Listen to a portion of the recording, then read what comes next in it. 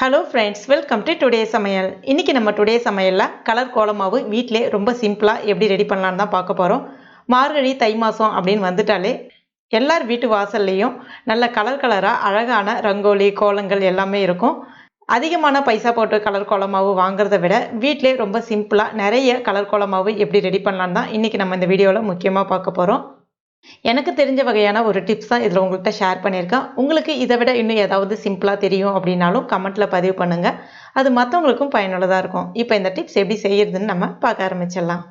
முதல்ல நம்ம மாவு ரெடி பண்ணணும். அதற்கு பார்த்திங்கன்னா நீங்கள் கோலமாவு பயன்படுத்தினீங்கன்னா அந்த அளவுக்கு உங்களுக்கு கரெக்டான கலர் கிடைக்குமா அப்படின்னு கேட்டிங்கன்னா சந்தேகம்தான். அதே மாதிரி மணல் பயன்படுத்தலாம். அதாவது ஆற்று மணல் அப்படின்னு சொல்லுவாங்க. அது பயன்படுத்தும் பொழுது பார்த்திங்கன்னா உங்களுக்கு ரொம்ப அந்த அளவுக்கு கலர் கிடைக்காது.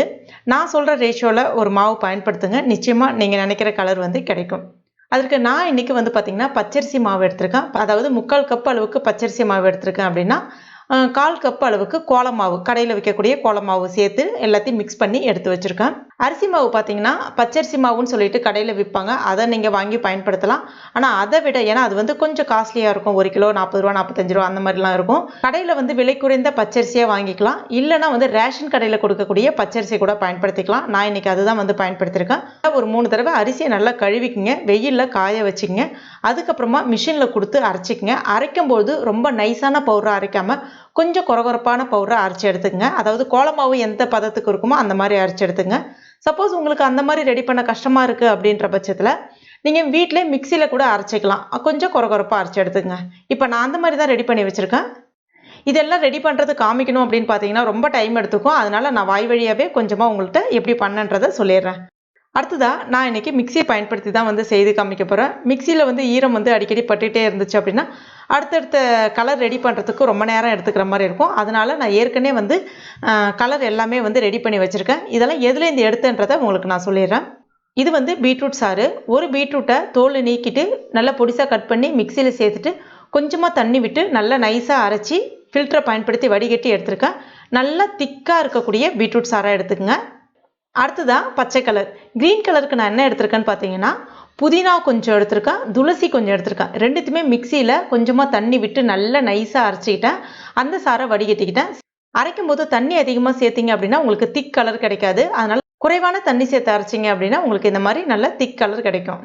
இப்போ அந்த மாதிரி தான் எடுத்திருக்கேன். நீங்கள் இதற்கு பதிலாக பச்சை கலரில் இருக்கக்கூடிய, அதாவது உதாரணத்துக்கு வேப்பிலை, அந்த மாதிரி எது வேணாலும் நீங்கள் திக்காக அரைச்சி இந்த மாதிரி சாறு எடுத்துக்கலாம்.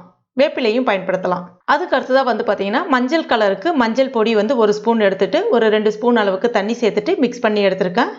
ஸோ இந்த மாதிரி தேவையான சாறுகள்லாம் நீங்கள் ரெடி பண்ணிவிட்டு மிக்சியை நல்லா கழுவிட்டு தொடச்சிட்டு ஈரம் இல்லாமல் ரெடி பண்ணி வச்சுக்கிட்டிங்கன்னா அடுத்தடுத்து கலர் கோலமாவு ரெடி பண்ணுறதுக்கு உங்களுக்கு வசதியாக இருக்கும்.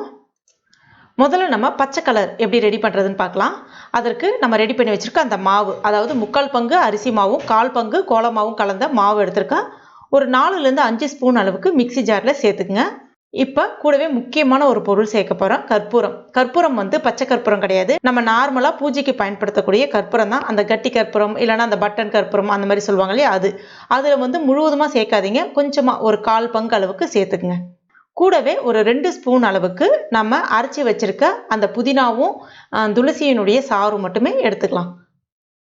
எதுக்கு கற்பூரம் சேர்க்குறோம் அப்படின்னா கற்பூரம் சேர்த்து செய்யும்பொழுது பார்த்தீங்கன்னா உங்களுக்கு நல்ல ஒரு வாசனையும் கிடைக்கும். அதே சமயத்தில் நல்ல அந்த மாவுல கலர் சட்டுன்னு போய் இறங்கும், நல்லா ஒட்டும். அதுக்காக தான் இது ஒரு முக்கியமான டிப்ஸ். கரெக்டாக ஃபாலோ பண்ணுங்க.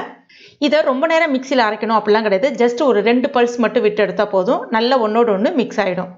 இப்போ பாருங்கள், க்ரீன் கலர் சூப்பராக கிடச்சிருக்கு பாருங்கள். இதுவே நீங்கள் மிக்சியை பயன்படுத்தாமல் செஞ்சிங்கன்னா என்ன ஆகும் அப்படின்றதையும் நான் செஞ்சு காமிக்கிறேன். ஒரு கிண்ணத்தில் ஒரு 2 ஸ்பூன் அளவுக்கு மாவு எடுத்திருக்கேன். அடுத்ததாக இங்க் எடுத்திருக்கேன். நான் பிளாக் கலர் இங்க் எடுத்திருக்கேன். பிளாக் கலர் இங்க் ரெடி பண்ணி பண்ணும்போது உங்களுக்கு ஒரு ஆஷ் கலரில் கிடைக்கும், சாம்பல் கலரில் கிடைக்கும். சேர்த்துக்கலாம். சேர்த்துட்டு கூடவே கொஞ்சமாக கற்பூரம் சேர்த்துட்டு மிக்ஸ் பண்ணிங்கன்னா பச்சரிசி மாவு இல்லையா, தண்ணி படும்போது ஒரு மாதிரி குழகுழப்பு தன்மையை கொடுக்கும். அதனால் இப்போ என்ன பண்ணணும்னு பார்த்தீங்கன்னா பாருங்கள், உங்களுக்கு ஒரு மாதிரி கெட்டி கெட்டியாக ஆயிடுச்சு பாருங்கள். இது நீங்கள் வெயிலில் காய வச்சாலும் மறுபடியும் பவுடர் பண்ணும்போது ரொம்ப கஷ்டமாக இருக்கும். மிக்சினா இந்த பவுடர் அப்படியே டக்குன்னு சேர்த்துட்டு ஜஸ்ட் ஒரு பல்ஸ் மட்டும் விட்டு, அதாவது ஒரே ஒரு சுற்று மட்டும் சுற்றி எடுத்துட்டிங்கன்னா போதும், அழகாக பவுடராக நல்லா வந்துடும். இந்த பிளாக் இங்கு இன்னும் நிறைய சேர்த்திங்க அப்படின்னா உங்களுக்கு நல்ல திக் பிளாக் கலர் கிடைக்கும். சூப்பராக எனக்கு இந்த கலர் தான் வேணுன்றதுக்காக நான் இதை எடுத்திருக்கேன். அடுத்ததாக பீட்ரூட் ஜூஸு. பீட்ரூட் ஜூஸ்க்கும் இதே தான். ஒரு 4 ஸ்பூன் 5 ஸ்பூன் அளவுக்கு மாவு எடுத்துங்க. கூடவே பீட்ரூட் ஜூஸும் சேர்த்துங்க.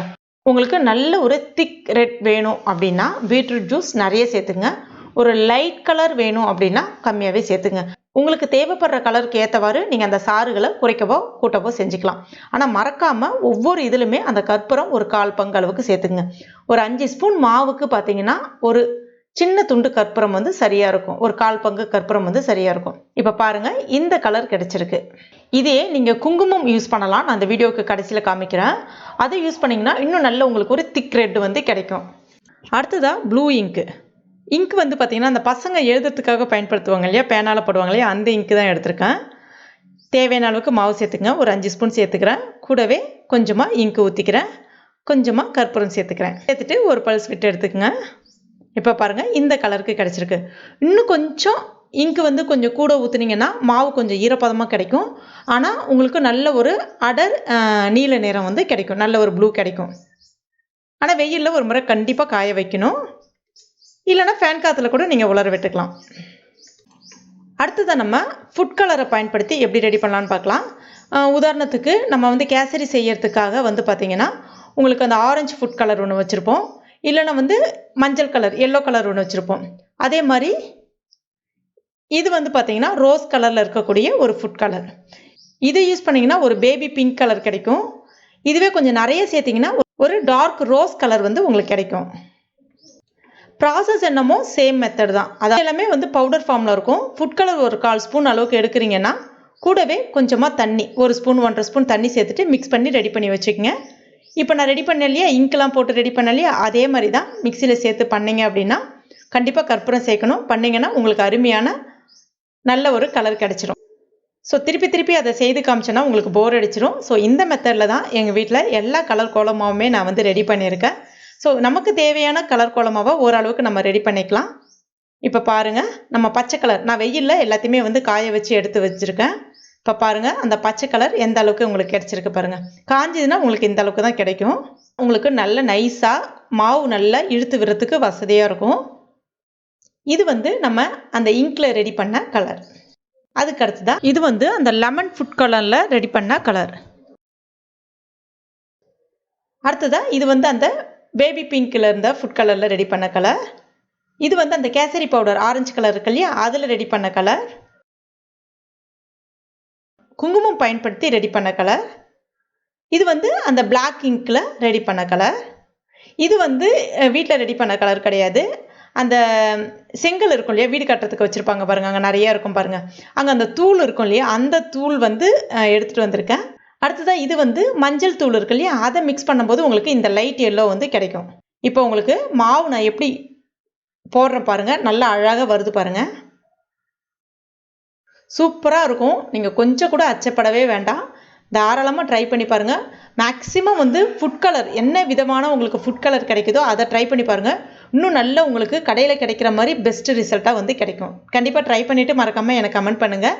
இந்த வீடியோ பிடிச்சிருந்தனா லைக் பண்ணுங்கள். உங்கள் நண்பர்கள் மற்றும் ஃபேமிலி மெம்பர்ஸ் கூட மறக்காமல் ஷேர் பண்ணிங்க.